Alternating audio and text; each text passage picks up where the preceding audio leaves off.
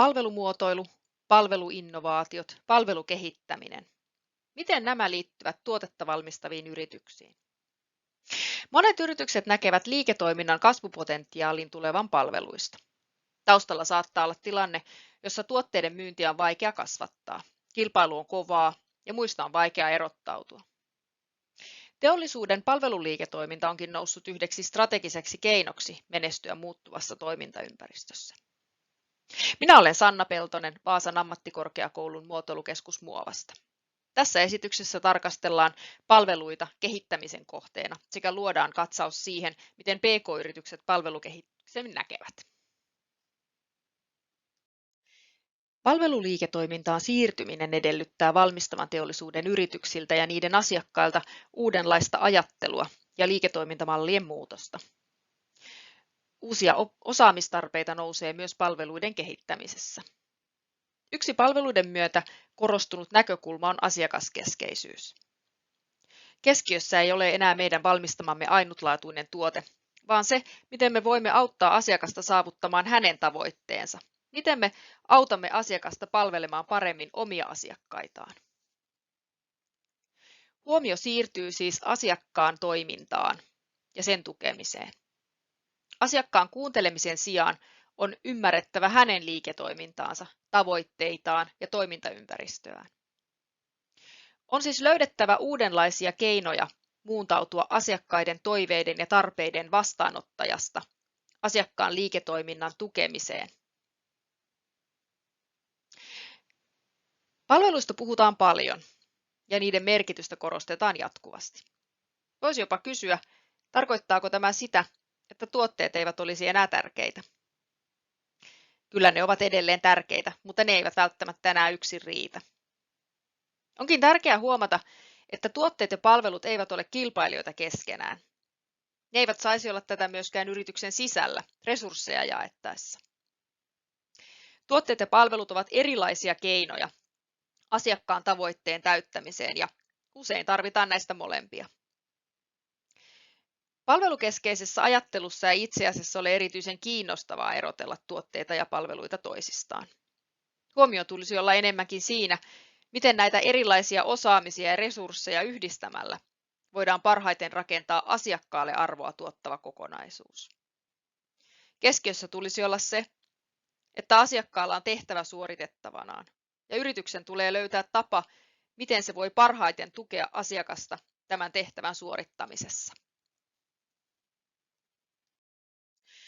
Palveluista ja palveluinnovaatioista puhuttaessa on syytä pysähtyä hetkeksi miettimään, mikä itse asiassa onkaan palveluinnovaatio. Määritelmiä on monia. Tässä eräs niistä. Palveluinnovaatio voi olla uusi palvelu tai nykyisen palvelun uudistus, joka on viety käytäntöön. Tämä tarkoittaa sitä, että pöytälaatikossa olevat ideat ja ajatukset eivät voi olla innovaatioita, riippumatta siitä, miten nokkelia ja uusia ne ovat. Lisäksi palveluinnovaation tulee tuottaa hyötyä yritykselle, joka sen on kehittänyt. Hyötyä se tuottaa luomalla asiakkaalle lisäarvoa. Tavoitteena siis on, että asiakas on valmis maksamaan tästä lisäarvosta. Määritelmä jatkuu vielä keskustelulla siitä, kenelle innovaation tulee olla uutta. Ei riitä, että se on uutta yritykselle itselleen, vaan ratkaisun on oltava uutta myös laajemmassa kontekstissa. Sen ei kuitenkaan tarvitse olla mullistavan uutta koko maailmalle, vaan riittää, että se on uutta siinä kontekstissa, mihin se on suunnattu. Tietty toimintatapa voi olla innovaatio, vaikka se olisi yleinen käytäntö jossain toisessa kontekstissa. Esimerkiksi itsepalvelu voi olla innovaatio julkisessa terveydenhuollossa, vaikka se onkin laajasti käytössä esimerkiksi vähittäiskaupassa. Lisäksi palveluinnovaation tulee olla toistettavissa uusissa tilanteissa. Määritelmästä huomataan, että palveluinnovaatio on varsin erilainen kuin teknologian uutuuteen perustuva innovaatio. Useinkaan palveluihin liittyvä teknologia ei ole erityisen uutta ja innovatiivista. Uutta on sen sijaan tapa, jolla palvelu luo arvoa asiakkaalle.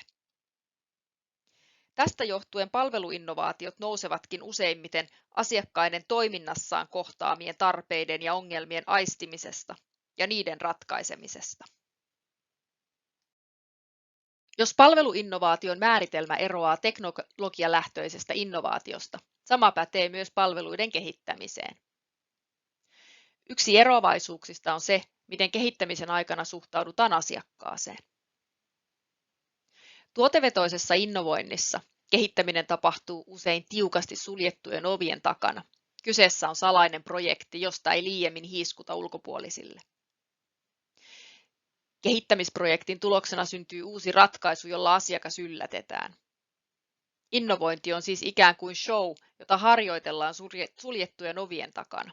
Asiakas pääsee näkemään valmiin loppuun asti hiotun esityksen. Palveluinnovaation kehittäminen on erilaista. Koska palveluita ei voida kehittää ilman asiakasta, on huomio siirrettävä heti alkuvaiheessa asiakkaan liiketoimintaan, prosesseihin, tavoitteisiin ja ongelmiin. Lähtökohta on siis paljon arkisempi. Palveluiden kehittäminen voi toki olla jännittävää, ehkä jopa pelottavaa. Yrityksen kehittämisprosessin avaaminen asiakkaalle voi tuntua hyvinkin arveluttavalta, sillä kehittämisvaiheessa maailma ei ole aina edustuskunnossa.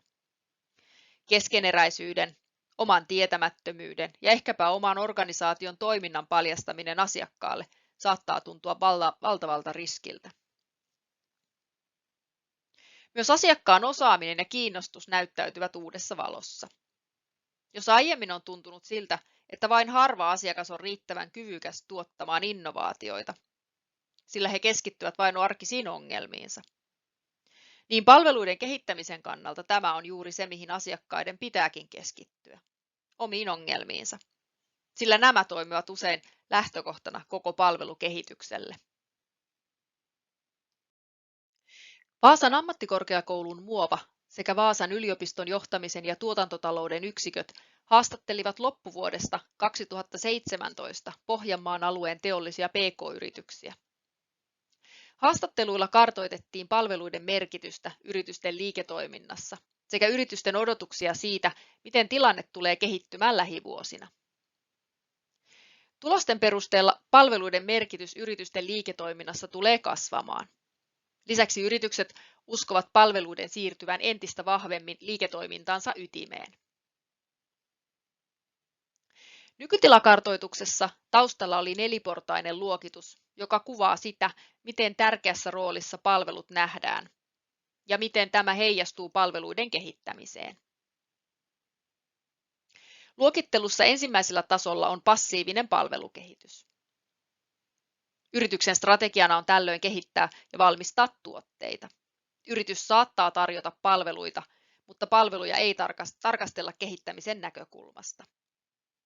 Palvelut liittyvät usein siihen, että tuotetta tuetaan tarjoamalla varaosia tai antamalla neuvontaa.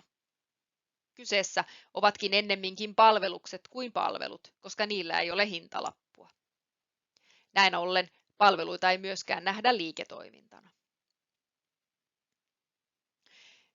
Seuraavalla tasolla palvelut täydentävät tuotteita.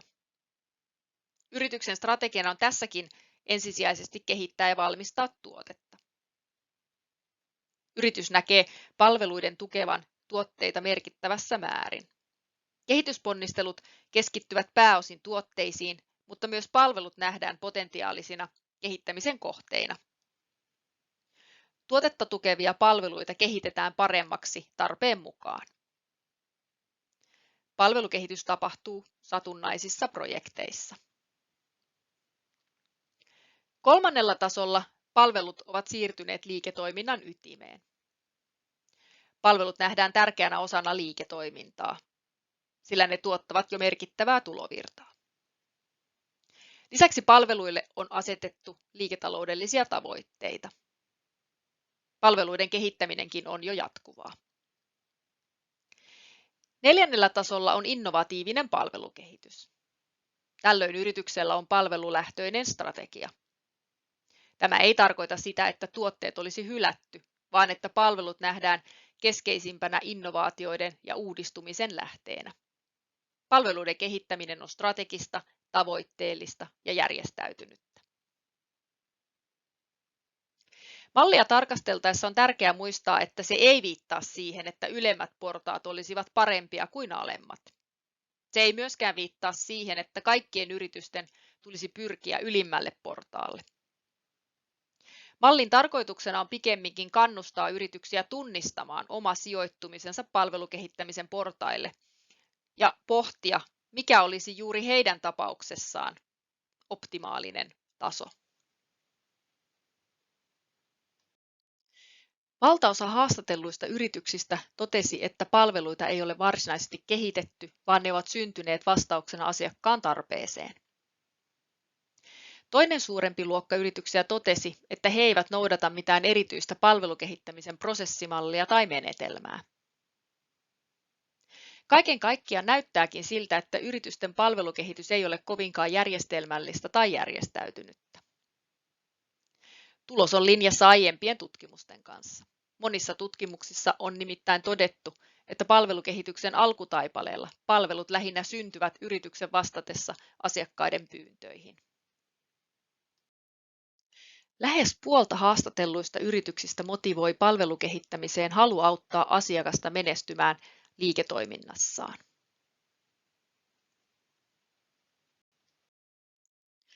Tyypillisesti yrityksillä ei ole omaa budjettia palvelukehitykselle. On varsin tavallista, että taloudellisia resursseja osoitetaan palvelukehitysprojekteille tapauskohtaisesti. Monikaan yritys ei ole kartoittanut palveluiden markkinoita, tai markkinoiden tuntemus perustuu satunnaisiin selvityksiin. Tulos selittynee sillä, että palveluiden kehittäminen perustuu niin ikään satunnaisiin kehittämisprojekteihin, joilla vastataan asiakkaiden esittämiin pyyntöihin. Tässä yhteydessä on hyvä huomata, että puhutaan nimenomaan palveluiden markkinoista, mikä saattaa hyvinkin olla eri asia kuin nykyisen tuotteen markkinat. Puolet yrityksistä nimeää kehittämisestä vastaavat henkilöt projektikohtaisesti, mikä on linjassa palvelukehittämisen tapauskohtaisen resurssoinnin kanssa. Toisaalta noin kolmannes yrityksistä toteaa, että heillä ei ole palvelukehitystä tekeviä henkilöitä. Tämä kertonee siitä, että yritykset ovat keskittyneet tuotteen kehittämiseen. Resurssit on valittu ja suunnattu siihen. Muutenkin PK-yrityksillä resurssit ovat tiukassa, ja koska toiminta on satunnaista, ei siihen voi osoittaa ihmisiä. Palvelukehittämisen kannalta tämä saattaa muodostua kuitenkin varsin ongelmalliseksi kehäksi. Asiakkaat nähdään tyypillisesti arvokkaana tietolähteenä palvelukehityksessä, mutta he eivät varsinaisesti osallistu palvelukehittämiseen. Toisaalta haastatelluissa yrityksissä oli myös niitä, joissa asiakkaat osallistuivat aktiivisesti palveluiden kehittämiseen tai jotka nähtiin peräti palvelukehityksen kumppaneina. Valtaosin palvelun kehittäminen perustuu olemassa olevaan tietoon, kuten myyjille kertyneeseen tietoon. Tämä korostaa asiakasrajapinnassa toimivien henkilöiden keskeistä roolia palveluiden kehittämisessä. Yhteenvetona haastateltujen PK-yritysten palvelukehittämisen nykytilasta on koostettu kuvio, jossa on esillä yritysten tekemä tyypillisin valinta. Yritysten motivaatio ja asenne ovat suotuisia palveluiden kehittämiselle. Peräti puolet yrityksistä haluaa auttaa asiakastaan menestymään heidän liiketoiminnassaan. Palveluiden kehittämisen kannalta tämä on keskeinen ajattelutapa. Yritykset ovat myös asettaneet strategiassaan tavoitteet palveluiden kehittämiselle. Yrityksen ylimmässä johdossa on tällöin käyty keskusteluja palveluiden merkityksen kasvattamisesta. Joissain tapauksissa palveluiden kehittäminen on määritelty jopa tärkeimmäksi strategiseksi painopistealueeksi. Suunta ja tahto on eteenpäin, mutta palvelukehittämiseen panostaminen on yrityksissä vasta alkuvaiheessa. Sillä näyttää, että se ei ole vielä edennyt käytäntöön saakka. Palvelukehityksen resurssointi ja järjestelmällisyys ovat vielä varsin alhaisella tasolla verrattuna tavoitteisiin ja motivaatioon. Myös palvelumuotoilu on toistaiseksi hyödyntämätön mahdollisuus. Vaikka palvelumuotoilusta puhutaan paljon, se ei ole vielä onnistunut jalkautumaan teollisuuden yrityksiin. Oman yrityksen palveluliiketoimintaa voi tarkastella ilmaisen palvelukarttatyökalun avulla.